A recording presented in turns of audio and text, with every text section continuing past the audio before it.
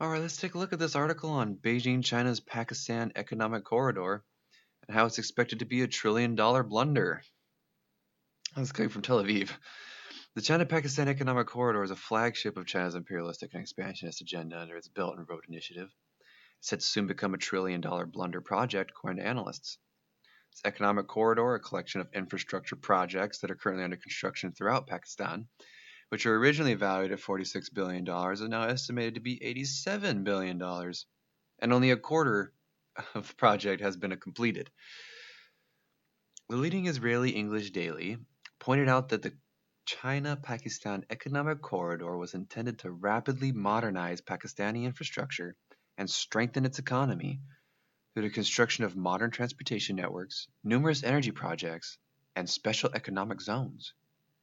However, in recent years, the economic corridor has proved to be based on a false premise that a nation needs these massive economic projects to be prosperous. It is now apparent that no one is willing to pay for these projects in the end, and they will never make any money from it. The debt quotient of this corridor is $80 billion, 90% of which will be paid for by Pakistan in the form of national debt. Pakistan knows that it will not be able to pay China back and will slowly lose the sovereignty of its own land. The economic corridor has been facing a lot of criticisms like finances, trade imbalances, opposition from Baloch nationalists, concerns of residents near the Gwadar port, and the resistance of local actors whom this rollout may directly impact.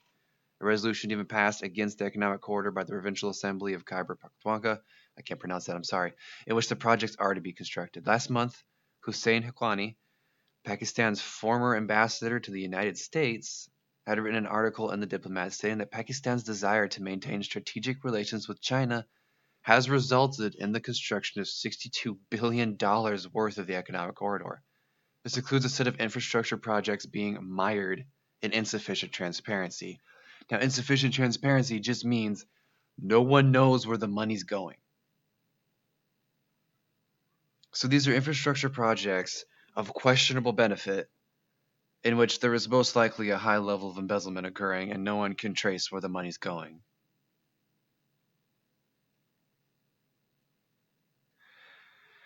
Former ambassador to the United States from Pakistan, Hussein Haqqani, continues, quote, China's consistent strategic support, including help with Pakistan's nuclear program, is often held by Pakistan's military establishment favorably, in contrast with the more conditional Pakistani alliance with the United States. But it seems now that China is not in Pakistan to help its people, but rather as a predatory economic actor, end quote. Now, of course, you do need to take this with a grain of salt. Yes, he is Pakistan's ambassador to the United States. He is in favor of warm relations between Pakistan and the United States, which means colder relations between Pakistan and China. Pakistan cannot play both sides. It's not going to work. So, of course, him saying, well, Pakistan should go closer to the United States, he's going to make it look like China's a bad actor. But this is the Chinese Communist Party that we're talking about. So it might not be him making it look as if they're a predatory economic actor. The evidence very much supports that accusation. China being a predatory economic actor across the world. And why would they be any different? Oh, because they're great allies with Pakistan? Come on. This is how the communists treat everyone. This is how they treat their own people. They just want you to be enslaved in their ridiculous bullshit government projects in which they just steal all the money and pocket it for themselves. And who ends up paying for it? Some average poor Pakistani citizen getting all of his money sucked out of him through his tax dollars that go straight to the Chinese Communist Party. Let's continue. The article says, meanwhile, a new legal issue has now started haunting China. According to international law, China will not be able to build anything in Pakistan-occupied Kashmir, as is legitimately part of the Indian state. Even the United Nations accepts that this is Indian land, as per its 1948 resolution on Kashmir. On the other hand, Aksai Chin, also a part of India, which was illegally occupied by Pakistan and then gifted to China, this is also an obstacle. China may not be able to build or pass through these areas without India's permission, which it's not going to get. Rightfully, good. I hope not. Oh my God, I hope not. I really hope India doesn't start buckling to the Chinese Communist Party, because I know that China's putting a lot of pressure on them right now. And I don't know much about the Prime Minister Modi, but I'm hearing complaints that he might be a little too friendly with the Chinese Communist government. That would just spell disaster for the Indian people. I'm not saying that they should have an alliance with the United States or anything like that. I'm not going to say how the Indian people should move forward. They're going to pick how they govern themselves. I just think that they should be aware that any attempt to appease China is going to result in absolute disaster for the everyday Indian man and woman. Experts say the Chinese-Pakistan economic corridor will soon be known as the trillion-dollar blunder. As here China sets the price, Pakistan gets the bill, and it ends up with substandard infrastructure that it cannot service.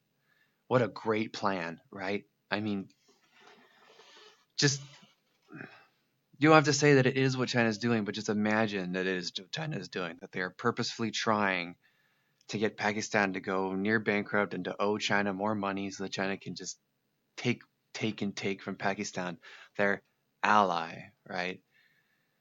And what does Pakistan get in return? Oh, well, we gave you all this infrastructure. So China has the plausible deniability built into this.